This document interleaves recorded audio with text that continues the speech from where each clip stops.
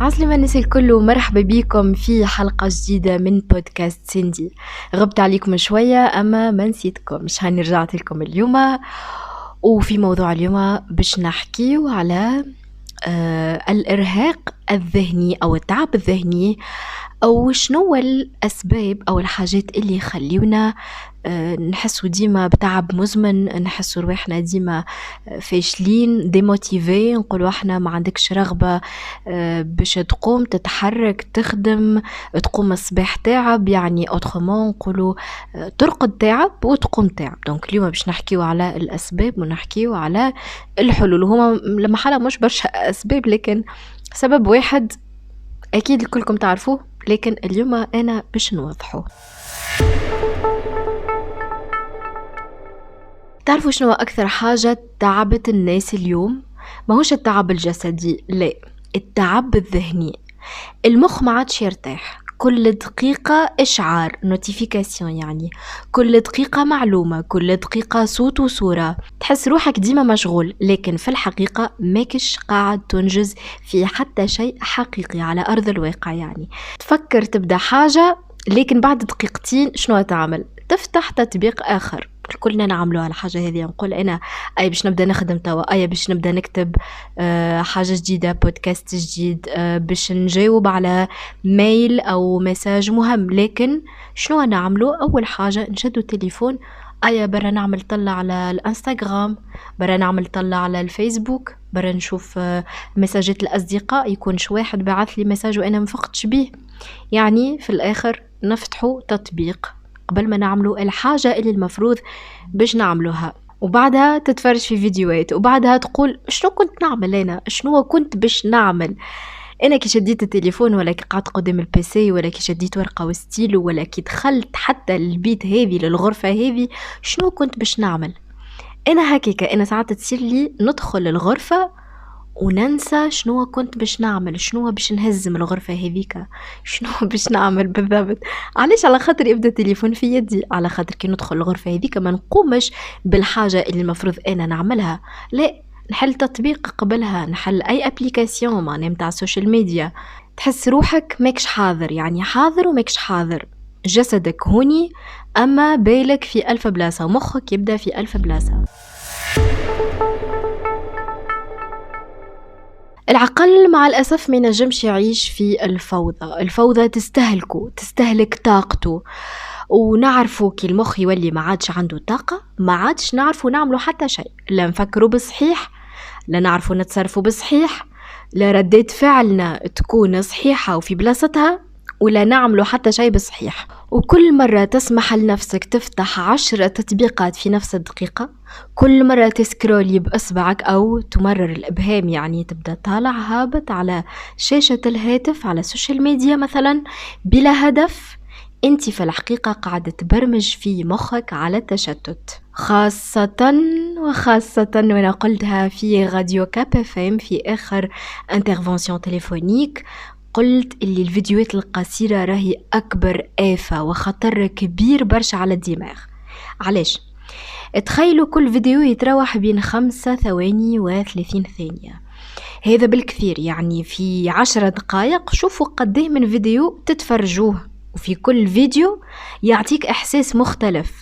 فيديو درامي يعطيك إحساس بالحزن والاكتئاب، بعدها فيديو يضحك ترجع تتبسم ولا تضحك تحس بالسعادة، بعد فيديو فيه أطعمة شهية، ولا واحد يفسر في غوسات جديدة، ولا طريقة طهي اللازانيا مثلا، وقتها تحس روحك جعت. ريتو قديه من حاجة حسيتها في وقت قصير انت ماكش واعي، لكن هذا الكل يصير في الدماغ.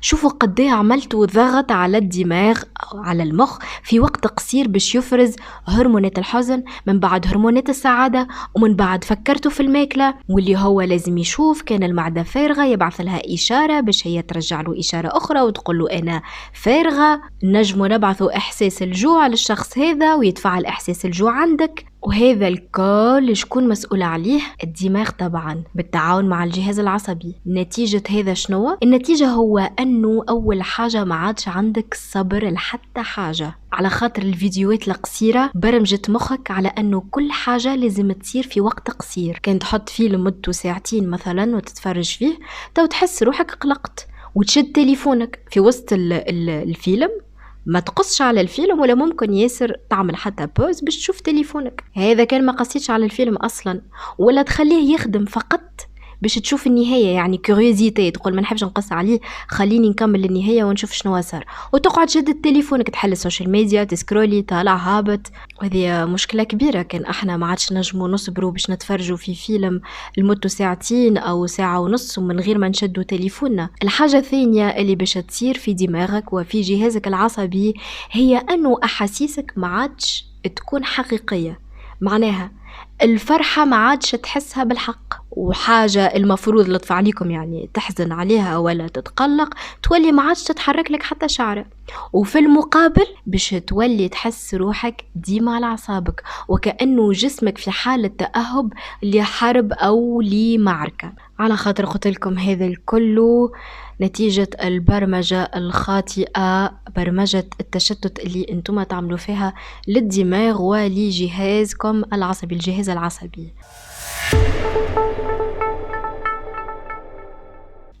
العقل أو المخ كي يتعود على السرعة يولي يخاف من الهدوء. تلقى روحك وقت اللي تكون وحدك مثلا ساكت تتوتر، تحس بفراغ غريب، تحس بفراغ كبير. فشنو تعمل؟ تجبد التليفون باش تقتل اللحظة هذيك، باش ما تحسش روحك وحدك.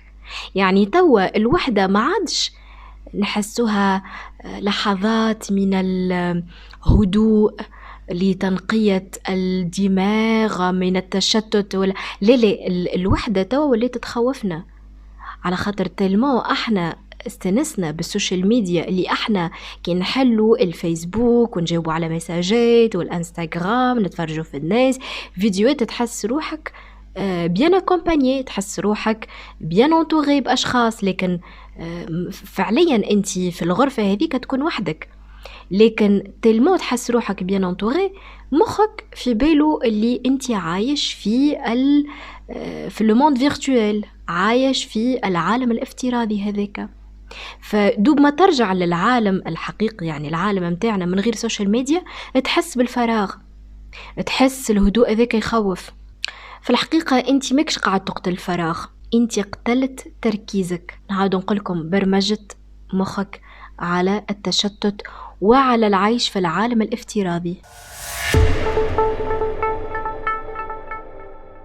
الحل اي يعطينا حل يا سندي، معناها تحكي لنا هذا الكل وعايشينه. انا واحدة من الناس قلت لكم انا كمنال سندي كنت عايشة الحاجة هذه، لكن نهار قررت باش نكون انا كرياتريس ماهوش كونسوماتريس، يعني نكون انا صانعة للفيديوهات ومش مستهلكة. على خاطر انتي كي تشد الانترنت او تشد السوشيال ميديا او التطبيقات هذه اللي نشوفوا فيها الفيسبوك انستغرام تيك توك يوتيوب، انتي لازم تحط روحك من صناع المحتوى او المستهلكين. وحتى كان انتي ماكش صانع محتوى وتستهلك الفيديوهات هذو وتستهلك الكونتونيو هذا، لازم تكون تعرف كيفاش تستهلكه بسوايع محددة في اليوم، ما هيش من الصباح لليل، مش زيادة عن حدها. المهم الحل هو بسيط برشا، لازم ترجع تربي مخك خلينا نقول تبرمج مخك. أنا عاودوا برمجة الدماغ. تبدأ بخطوات صغيرة. وقت تقوم الصباح، اللحظات الأولى أو الدقائق الأولى أو الساعات أو الساعة الأولى أول ما تحل عينيك مهمة ومهمة جدا في برمجة الدماغ، باش انت تعطيه الأوامر باش هو يتصرف على الأوامر هذيك durant toute la journée، يعني لبقية اليوم. فشنو تعمل كي تقوم الصباح؟ ما تحلش التليفون أول 30 دقيقة. صدقوني ما يصير حتى شيء كان ما تحلش تليفونك. 30 دقيقة ما هيش باش تبدل حتى شيء. أكيد باش تشوف مساجاتك، باش تشوف الفيديوهات اللي هبطوا البارح اللي فاتوك وانتي راقد، باش تشوف لي زمايل متاعك. صدقوني 30 دقيقة ما هيش باش تبدل حتى شيء، بعد 30 دقيقة باش تشوفهم الكل. ف30 دقيقة هذيك خذ فيها وقتك مع فنجان قهوة ولا كتاب ولا حتى صمت. هاي كان مش تقولوا لي ما نقراوش، مانيش مغروم بالقرايه، مش لازم تقرا كتاب. اعمل فنجان القهوه متاعك، اشربوه وانتي هادئ، بعيد على تليفونك، بعيد على السوشيال ميديا، بعيد على الفيديوهات وعلى المساجات متاع أصدقائك أو متاع العائلة. 30 دقيقة الأولى ما يجوش تعمل لك حتى شيء، بل بالعكس باش تبرمج دماغك على الهدوء وتبعد على التشتت. الحاجة الثانية اللي ننصحكم بها، درب روحك باش تعيش اللحظة من غير تليفون. انا نعمل فيها، صدقوني انا ننصح فيكم راهو بالحاجات اللي انا جربتهم ولقيتهم تريز افيكاس.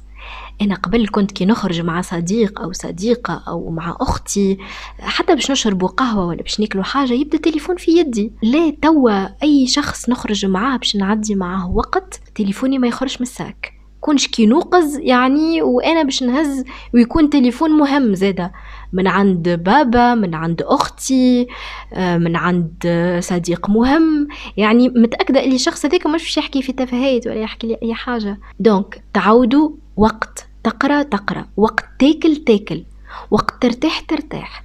انا توا كي ناكل، كي نمشي باش نحط صحن وناكل ونحط فطوري، التليفون نخليه في غرفة أخرى تماما، ما ندورش بيه وما نشوفوش وما نشدوش في يدي وما نتلهاش بيه. قاعدة ناكل أنا تو، وقت نحط فيلم باش نتفرج فيه، تليفوني نحطه سيلانسيو بعيد عليا زاد، قاعدة نتفرج في الفيلم أنا تو. وقت نقرر باش نرتاح، نتكى ومن بعد تليفوني أنا قاعدة نرتاح. أو لو نكذب عليكم كان نقولكم ما تجينيش الرغبة في أني نشد التليفون ونشوف التطبيقات ونحل ونشوف آخر المساجات اللي وصلوني، جيني الرغبة هذيك، لكن أنا في كل مرة نقنع مخي ونعطي أوامر لدماغي ونقنعه اللي احنا في اللحظة هذيك قاعدين ناكلوا، قاعدين نرتاحوا، قاعدين نتفرجوا في فيلم. في اللحظة هذيك احنا مع شخص، مع صديق، فنستمتعوا بالأكل، نستمتعوا بالحوار مع الشخص هذاك، نستمتعوا بالفيلم اللي قاعدين نتفرجوا فيه. دونك تجيني الرغبة وتمشي على روحها.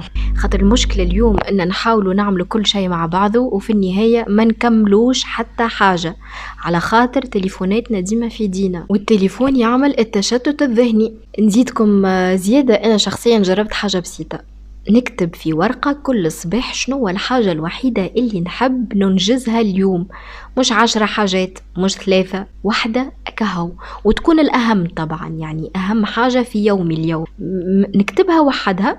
صحيح نكتب باقي لتاج في ورقة أخرى، لكن أول حاجة يكون تركيزي على الحاجة هذيك. من بعد التليفون ونخدم عليها ساعة كاملة، ساعة فقط من غير مقاطعة. النتيجة ولاو أهدافي أوضح، وكي نبدا حاجة وليت نكملها، وليت فعليا نستثمر في وقتي، نستثمر فيه في حاجات تزيدني وتنفعني، مش في نبدا طالعة هابطة نتفرج في الفيديوهات القصيرة اللي ما تنفعنيش، ما تعمل لي حتى شيء غير انها تشتت لي ذهني وتخلي ديما الكورتيزول عندي طالع. خلي عاد كان حليتهم في الليل قبل النوم، انسى النوم حتى لل4 متاع الصباح، خاطر سيء الدماغ أعطيته أوامر بأنه يقوم وينشط ويبدأ يتفرج في الفيديوهات، وفيديو على فيديو على فيديو، كما قلت لكم اللي يعطيكم الإحساس هذا والإحساس هذا والأحاسيس كلها تتفاعل في الليل قبل النوم، اللي هو المفروض قبل بساعة أو قبل ب40 دقيقة نحطوا التليفون ونتمتعوا بهدوء الليل، وتساعد دماغك على إفراز الميلاتونين وهو هرمون النوم. التركيز ماهوش موهبة باش تكون عندك ولا ما عندكش، ولا تقول ما عنديش موهبة التركيز، لا، التركيز هو نظام حياة. يعني لازم تغير بيئتك، تبدل طريقة تعاملك مع الوقت، وتتعلم تقول لا للحاجات اللي تسرق طاقتك وتسرق وقتك وتضيع لك وقتك. وصدقني وقت اللي تبدأ تعيش بهالطريقة تحس انه مخك رجع يتنفس، ترجع تحس بالاشياء الصغيرة، صوت فنجان القهوة، ريحة القهوة، صوت العصافر الصباح، نسمة الصباح، فكرة تتولد في مخك تفتح لك آفاق، وبارشة حاجات صغيرة كنت بالتشتت الذهني اللي عندك من جراء استعمالنا المفرط للتليفونات والسوشيال ميديا، كنا منحسوش بهم، ما نسمعهمش الحاجات الصغيرة هذية وما نحسوش بهم، كأنه حواسنا ما عادش يخدموا بالطريقة الصحيحة. في النهاية التشتت انتي اللي تصنعه وانتي المسؤول عليه، وانا متأكدة اللي عقل كل واحد فيكم عطشان للراحة وانتي حارمه منها. ذكروا كلامي مليح مليح.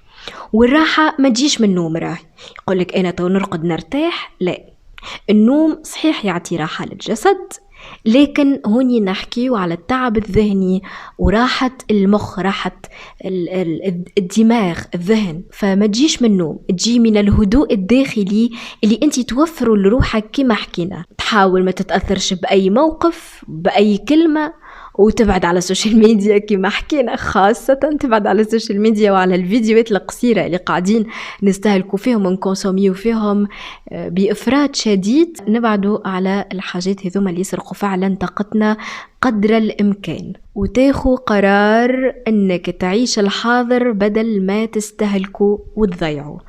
أنا اليوم نحاول كل يوم نراجع نفسي، نسأل سؤال بسيط: هل أنا مركزة في اللي قاعدة نعمل فيه توا، ولا نعمل في 1000 حاجة وما حسيت بحتى شيء؟